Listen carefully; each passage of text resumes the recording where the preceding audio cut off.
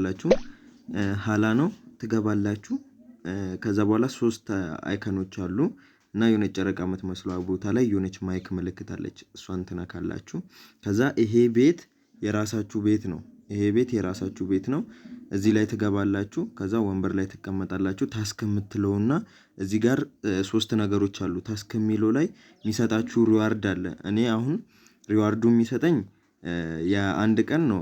የአንድ ቀን ማለት 120 ሚኒት ምናምን ነው የሚሰጠኝ። የእናንተ ጋር ደግሞ ሲሆን ስንት ደቂቃ መሰላችሁ? ወደ 3 ሰዓት ነው የሚሆነው።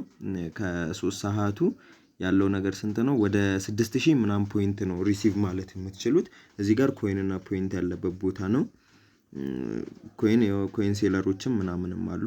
እናንተ የምትሰሩት አሁን ፖይንት ምናምን ስለሆነ ስራው ይሄ ነው። ፖይንታችሁን ያው እዚህ ጋር ማየት ትችላላችሁ። ፖይንት ባላንሳችሁን።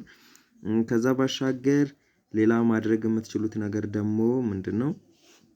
የሌሎች ቤት መግባት አትችሉም። የሌላ ሰው ጋር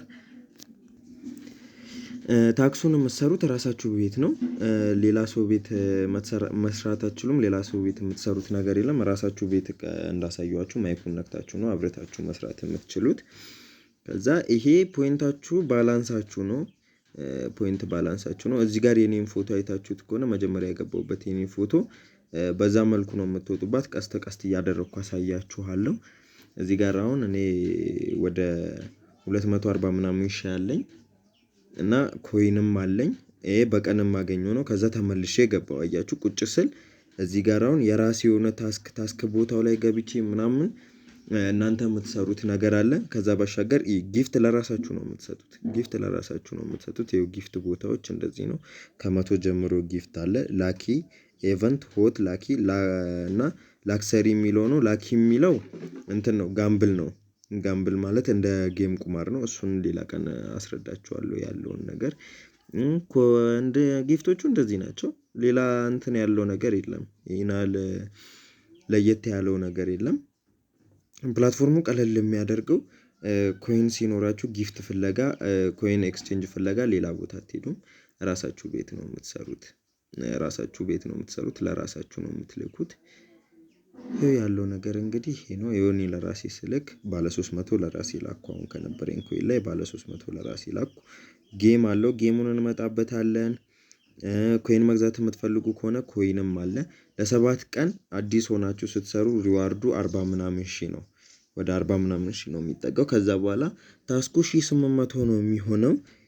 በሆስት የገባችሁና በኤጀንት የገባችሁም ልጆች ስለምትኖሩ ምንድነው የምታደርጉት? አባውት ኤጀንሲ ምናምን የው ሲስተም ሜሴጅ ዊዝድሮ ያለበትም አባውት ኤጀንሲ የሚለውንም ሌሎች ነገሮችንም በቀጣይ እንድሰራላችሁ የምትፈልጉት ነገር ካለ እሰራላችኋለሁ። እነዚህ ይኸው አሁን ፕላትፎርሙ ላይ የሚጠቀሙ ሰዎች ናቸው። ከፍተኛ የተቀመጠው ሳይታችሁ ከሆነ 2000 ምናምን ነው የሚለው። ያው 2700 ምናምን ሰው ነው ላው ላይ ያለው።